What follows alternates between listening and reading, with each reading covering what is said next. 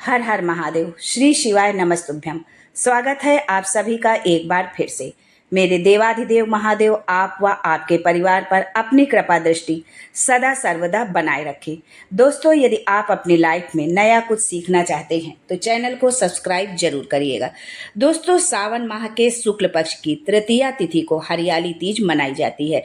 ये तिथि सुहागिन महिलाओं के लिए बेहद खास होती है। इस दिन व्रत रखने का भी विधान है। मान्यता है कि वैवाहिक जीवन में खुशहाली के लिए ये उपवास किया जाता है। इस साल हरियाली तीज का व्रत 7 अगस्त 2024 को रखा जा रहा है। इस तिथि की शुरुआत 6 अगस्त 2024 शाम 7:42 पर हो रही है। इसका समापन 7 अगस्त 2024 को रात 10 बजे होगा। इस दौरान ऋग योग, शिव योग और रवि योग का भी निर्माण हो रहा है। ऐसे में पूजा पाठ और व्रत रखने से सौभाग्यवती भाव का आशीर्वाद प्राप्त होता है। वहीं कुंवारी कन्याएं भी योग्य वर की प्राप्ति के लिए ये व्रत करती हैं। हरियाली तीज पर महादेव और देवी पार्वती की पूजा का विधान है। मान्यता है कि जो भी महिला इस दिन शिव पार्वती की जोड़ी की पूजा करती है उसके जीवन में हमेशा सुख समृद्धि बनी रहती है। इस व्रत में पूजा के साथ साथ कथा सुनने का भी विधान है। कहा जाता है कि हरियाली तीज का व्रत कथा के बिना अधूरा होता है।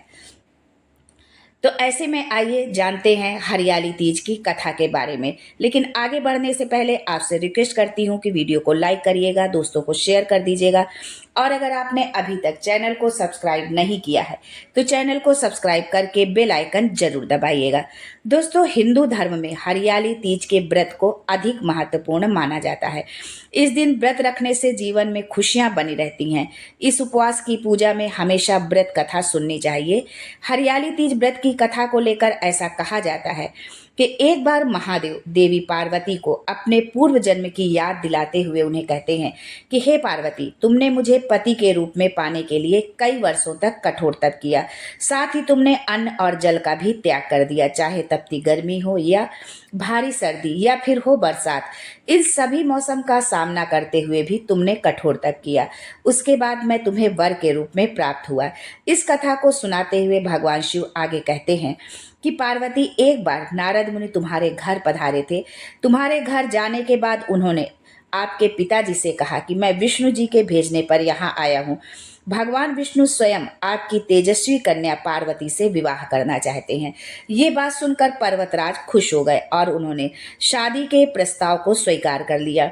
फिर ये खबर जब आपके पिताजी ने तुम्हें बताई तो तुम बहुत दुखी हुई। फिर तुमने ये बात अपनी सखी को बताई।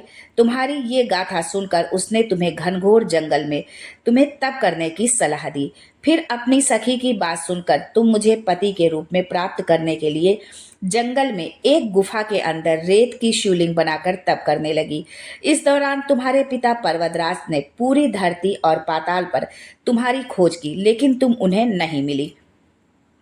दूसरी ओर तुम गुफा में सच्चे मन से तप करने में लगी रही। फिर सावन मास की शुक्ल पक्ष की तृतीया तिथि पर प्रसन्न होकर मैंने तुम्हें दर्शन दिए। तुम्हें दर्शन देने के बाद तुम्हारी मनोकामना को पूरा करने का वचन देते हुए तुम्हें पत्नी के रूप में स्वीकार कर लिया। इसके बाद तुम्हारे पिता भी ढूंढते हुए गुफा तक आ पहुंच गए। अपने पिताजी से आपने कहा कि मैं आपके साथ तभी चलूंगी जब आप मेरा विवाह शिव के साथ करवाएंगे।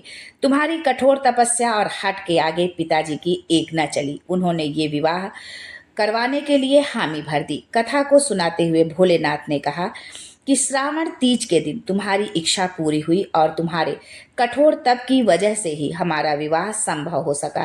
तभी से ऐसी मान्यता है कि जो भी महिला श्रावणी तीज पर व्रत रखती है उसके वैवाहिक जीवन के सारे संकट दूर हो जाते हैं, साथ ही सभी मनोकामनाएं भी पूरी होती हैं। और जो अविवाहित कन्याएं व्रत रखती हैं उन्हें मनचाहे वर की प्राप्ति होती है, माता पार्वती की तरह। दोस्तों, यदि आपने तीज का व्रत रखा है या आपने व्रत नहीं भी रखा हुआ है तो भी आप पूजा तो करती ही होंगी, तो पूजा जरूर करें। और इसके पहले एक वीडियो डाला है कि उसमें 16 सुहाग के श्रृंगार की सामग्री जरूर चढ़ाएं और स्वयं 16 श्रृंगार करने के बाद जो है आप इस पूजा को करें जो है।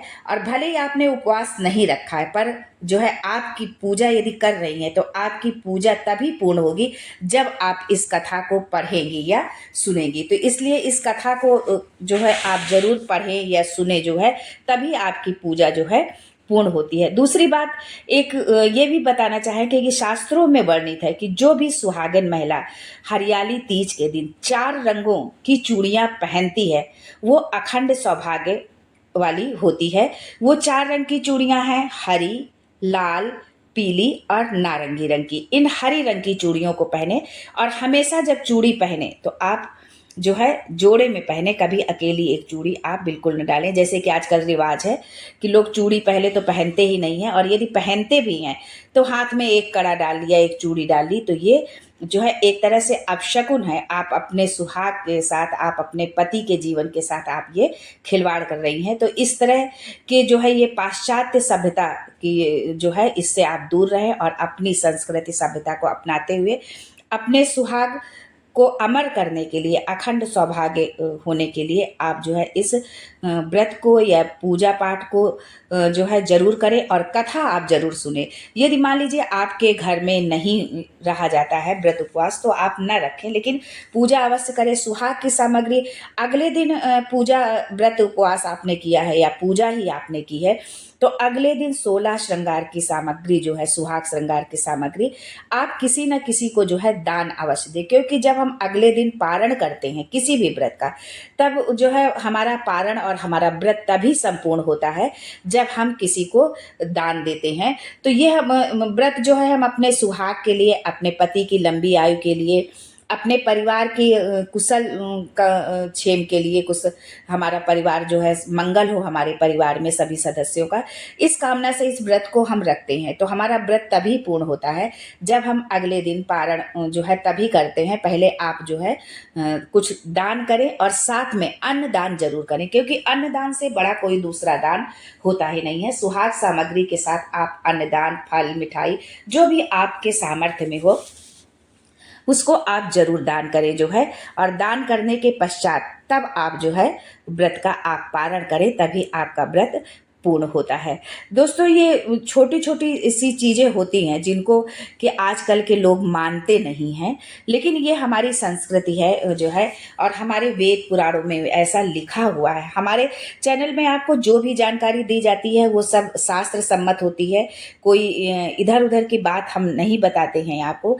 तो इसलिए इन बातों को जो है बहुत गंभीरता से लेते हुए आप जो है वीडियो को सुने, समझें और उसके बाद जो भी उपाय, जो भी कहा गया है उसको आप अच्छे से करें, तभी उसका आपको पूर्ण फल मिलेगा। यदि आप आधा अधूरा वीडियो देख रहे हैं, बीच बीच में यदि आप स्किप करके वीडियो देख रहे हैं, तो आपको कुछ भी समझ में आने वाला नहीं है। इसलिए जो है सावन का महीना चल रहा है, महादेव का महीना है, महादेव के भक्तों का महीना है, और महादेव की पूजा माता पार्वती और उनके परिवार के साथ जो है यदि आप करते हैं तो आपके जीवन में, आपके परिवार में मंगल ही मंगल होगा, ये तो निश्चित ही है।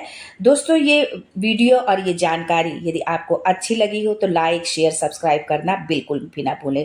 आज के लिए बस इतना ही दोस्तों, मिलते हैं अगले वीडियो में एक नई जानकारी के साथ। तब तक के लिए हर हर Mahadev and thanks for watching my video.